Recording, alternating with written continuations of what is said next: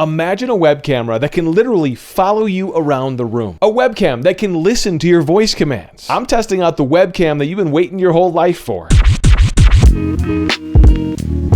Tech it before you wreck it. What's up, geeks? I'm Kirk. This is the OBSBOT Tiny 3 Lite. It's a brand new web camera that, as you can see, has a gimbal built into it, a motorized gimbal. It can pan, it can zoom, it can tilt. It does a lot of cool stuff. So I wanted to check this thing out and review this for you. So here's what I'm going to do for you guys. First of all, I'll show you what you get in the box with this thing. Then I'll put this thing to the test and show you how to control it using the included software, using your hands, and even using your voice. It's actually really cool. And hang out to the B side because I'm going to show you exactly what the quality of this video looks like side by side with my professional setup that I use right here. Let's get right to it. Let's crack open the box. Inside, you get a pretty basic instruction manual right there on top. And there's the camera presented nicely when you open the box, looking good. And look at this, guys, a USB to USB-C converter dongle. That's nice, as well as a nice USB-C to USB-C 3.0 cable. Ooh, taking off the protective plastic there. And here's the OBSBOT Tiny 3 Lite. Good looking camera. Feels high quality in your hand. On the back, you've got your USB-C port, and then the bottom flips out. This is how you mount it to your monitor or your laptop. And you'll also notice that you've got a 1/4-inch tripod mount on the bottom. For that $200 price tag, what you get is a smaller sensor than the full-blown non-Lite version. This is the Lite model. It's got a 1/2-inch CMOS sensor inside, 48 megapixels, capable of 4K at 30 frames per second or 1080p at 120 frames per second. You do get the HDR and the single native ISO, and there are 3 built-in microphones, 1 omnidirectional and 2 directional mics built into the camera. What you're looking at right here is the raw 1080p output from the camera itself. And on the right-hand side of the screen, I've got the software interface that's loaded on my computer. There's 2 different modes you can use with this software. One is more advanced mode, and one is a very simple mode. Now, there's a couple of controls in simple, but I wanted to jump right into advanced. That's what you're seeing is the advanced mode of this right now, and you can see you've got a lot of different options. First and foremost, at the top, you've got the option to record here at 1080p at 120 frames per second or 720p. So we've got it set to 1080p. Do we want to record in slow motion or normal? Well, it doesn't matter because we're recording it live right now, but you can do kind of a slow motion mode since you have that 1080p frames per second. You've got the option to track single mode or group mode. We're going to do single since there's only one person here. So in the auto zoom section, you've got off, full body, upper body, close up, headless, and lower body. Why would you want to do lower body? People, this is not that kind of channel. We're going to stick with upper body. Let me show you exactly how that tracking works. You can actually turn it on by just holding your hand up like this.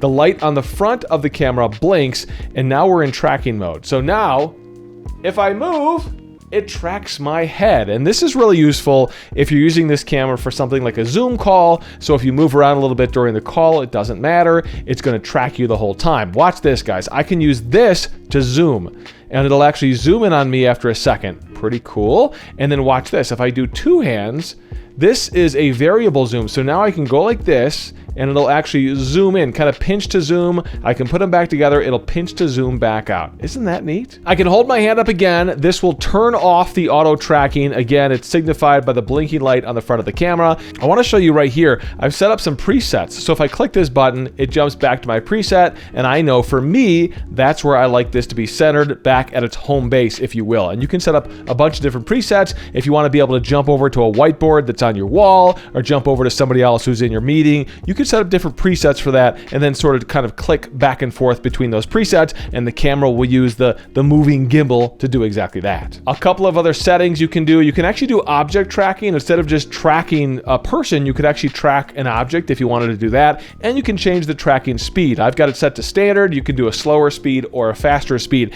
And down at the bottom, you've got a manual control for this motor, for this gimbal. And so you'll look and see that when I go back and forth, let me change this to coarse, and it'll go a little bit faster. But I can pan right, I can pan left, I could tilt up, I could tilt down, and then you've got the option here to change how wide you want that shot when you're doing that upper body automatic shot, for example. But I want to go back to my preset, so I'll click preset, and again, it takes me right back home. A few other options in the image section of this app. You've got some image adjustments. So I could turn on HDR, for example, if you like that look better. You could adjust the focus. You could adjust the exposure. I've got most of this set to auto, although I did adjust some of these image settings slightly just to get it to look good with the lighting that I have set up in here. Under more, you're going to have some more advanced settings in here, including some voice commands that you can use. I'm not going to dive too deep into this, but essentially what you can do is use voice commands instead of using those hand commands for things like tracking, zooming in,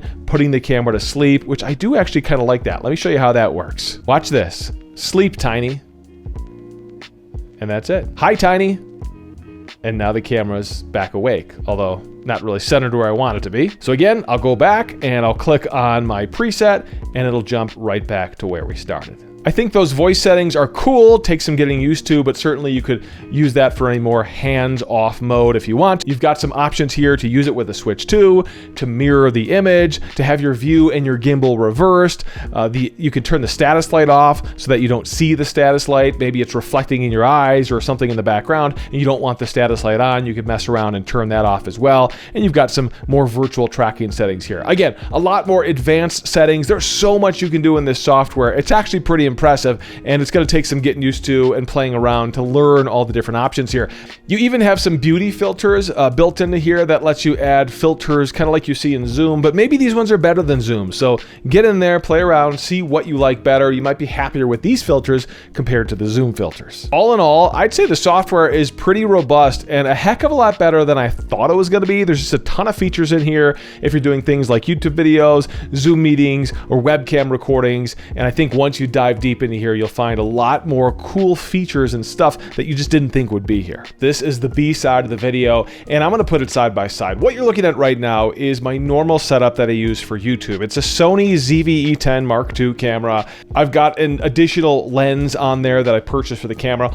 All in, it's about $1,000 for this camera setup. So keep that in mind. It's about 5 times the price of the Tiny 3 Lite when we're comparing them side by side, but I want to show you, for comparison's sake, what it looks like. So here we go, guys. The Tiny 3 Lite is over here on the right-hand side, and then I've got my Sony on the left-hand side. Listen, here's the deal. Does the Sony look better? Yeah, of course it looks better. It's got better tone to it. It's a little bit more clear. It's just a better image, I think. But is it 5 times better? I'm not so sure about that. I'm actually really impressed with the quality of the video coming out of this tiny little camera with this movable gimbal on it. I think it's pretty cool. And keep in mind, you can go into that software and tweak the colors, tweak the settings to try to get it to look even better than this. Mind you, this is what it looks like after I spent about 4 or 5 minutes just adjusting those settings real quickly. All in all, it's not going to replace something like a full-blown Sony setup, but I think this is an awesome option. For somebody who's looking to maybe up their Zoom game for work calls or up their home video call setup, or maybe you want to start doing something like YouTube or videos like this, and this is something you're looking for. I think this is a great way to start doing that without spending $1,000 on what might be considered a more professional setup. Another cool demo of the capabilities of this camera that make it kind of next level for a lot of people is the focus. If I hold this up, look how quickly it refocuses and really sharp focuses on this device that I'm holding in front of me up to the camera. And then as soon as I drop it, watch how quickly it rezooms the focus back on my face. I think it's pretty cool. So we're going to end this video with a perfect example, 1080p. This is the video coming out of that Tiny 3 Lite camera, which frankly, for the price point, I'm pretty impressed with. I'd love to know what your comments are, guys. Comment below, which webcam are you using now? Are you thinking about upgrading to something more capable, like the OBSBOT Tiny 3 Lite? And if you've got questions, lay those on me, guys. I love reading the comments. I comment back to every single one. And do me a huge favor, subscribe to my channel. Helps me grow here on YouTube. Tech it before you wreck it. I'm Kirk.